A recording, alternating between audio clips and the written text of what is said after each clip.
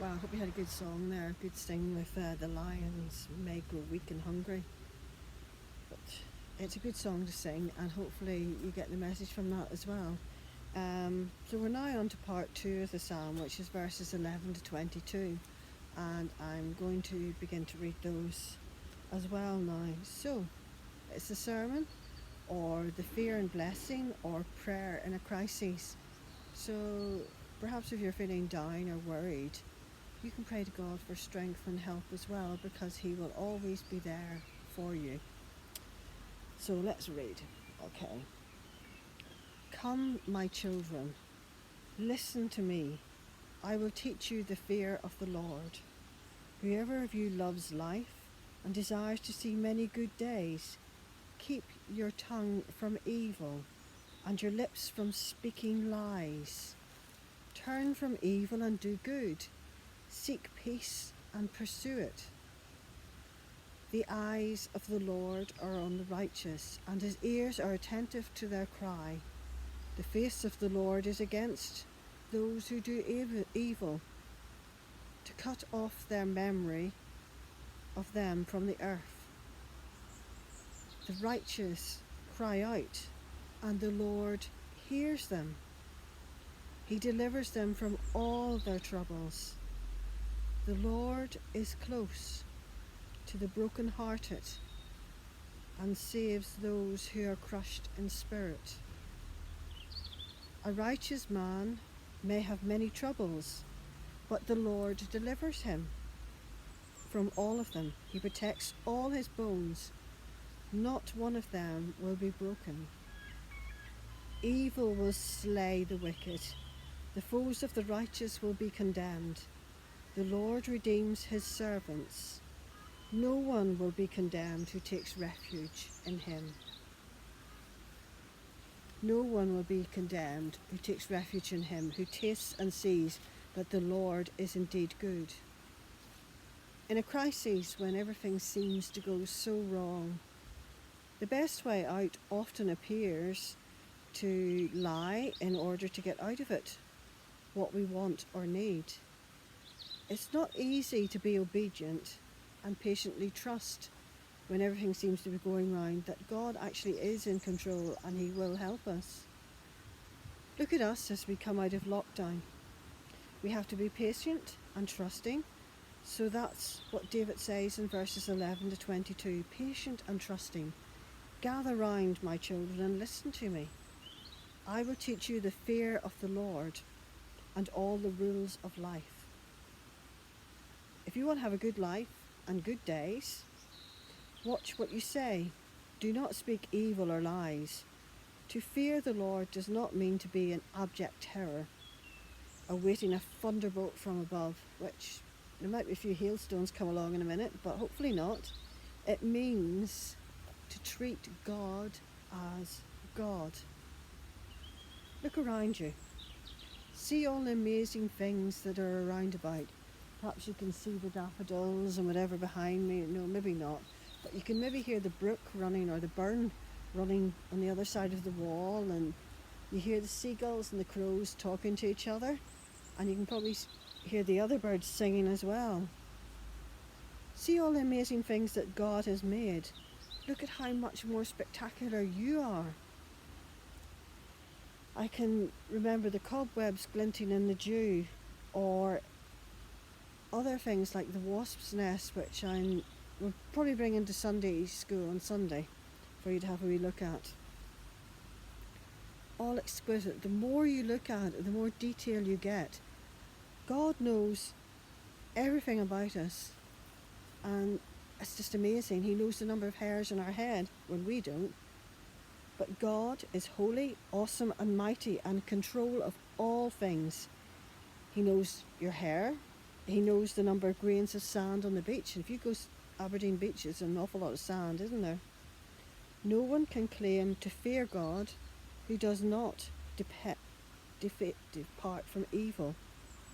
So you can't fear God and live a sinful life. Look at Job 1 verse 1. Job was a righteous man and lived in fear of the Lord. Or Proverbs 16 verse 6. fear of the Lord is not just in faith, but in works. That is moral behaviour. You are expected to be good if you follow Christ. It's not enough to turn away from evil. We must positively do good and patiently pursue peace. So if you're having an argument with a friend in the playground, then you should really try and make peace. Or if you see someone else arguing, perhaps you should be trying to mediate between them. That means trying to encourage people to get on together. Think of the images that are given here. The eyes of the Lord are on the righteous, and his ears are attentive to their cry. So God can see everything you're doing, and he hears everything you're saying as well. He will always hear you. The wicked, those who do not follow God, in verses 16 and 21. The face of the Lord is against those who do evil, and to cut off the memory of them from the earth. The wicked will be dealt with so thoroughly that they will be totally forgotten. Tough times are to be met with prayer. Cry out to the Lord. Tell him all your troubles. He looked after his people in times of trouble. Verse 17, broken hearts, which many of us may have because of all that has happened, and pain. As I say, when everything is just crushing around you, the Lord is close to you. The Lord is close to the suffering people, not just nearby, but actively making our troubles his own, protecting us, delivering us, protecting, verse 20, delivering us, verse 19, fighting for, verse 21, and redeeming, verse 22, his children, redeeming through Christ, who came to save us all. We are not exempt from trouble when we follow Jesus, but God does limit the time and extent of them. You will not be completely destroyed, his people who fear the Lord, who have tasted and see that the Lord is good. Paul says in 2 Corinthians chapter 4, verse 8, we are hard pressed on every side, but not crushed. Or in Peter saying in 1 Peter chapter 3, verses 10 to 12. So that's 1 Peter chapter 3, verses 10 to 12. When the first Christians were being persecuted and fed to the lions, etc., Christians who were not experiencing earthly protection, just as Jesus maybe seemed to be let down on a cross when God turned away from him because he could not bear to see the suffering and the price he had to pay for us. We may feel that God is letting us down, even though we're obeying him. But, and a very big but, Jesus rose from the dead, and we've just covered that a couple of weeks ago, haven't we? Jesus rose from the dead, and one day we too will rise and have a new life in him. We will have the whole eternity in heaven, and then we will understand how good God is. So we just have to remember to fear God and trust in him, because he treats those who trust in him with protection and covering, and he will always look after. The wicked, though, will be condemned, and no one will be left. Those who take refuge in God will not be condemned. Taste and see that the Lord is good. And if you don't try, then you will never experience God's everlasting promise to love and protect you.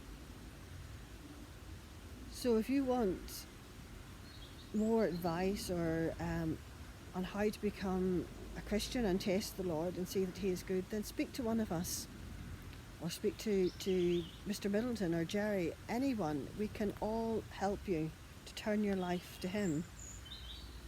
And as we think about that, let's just close our eyes and pray.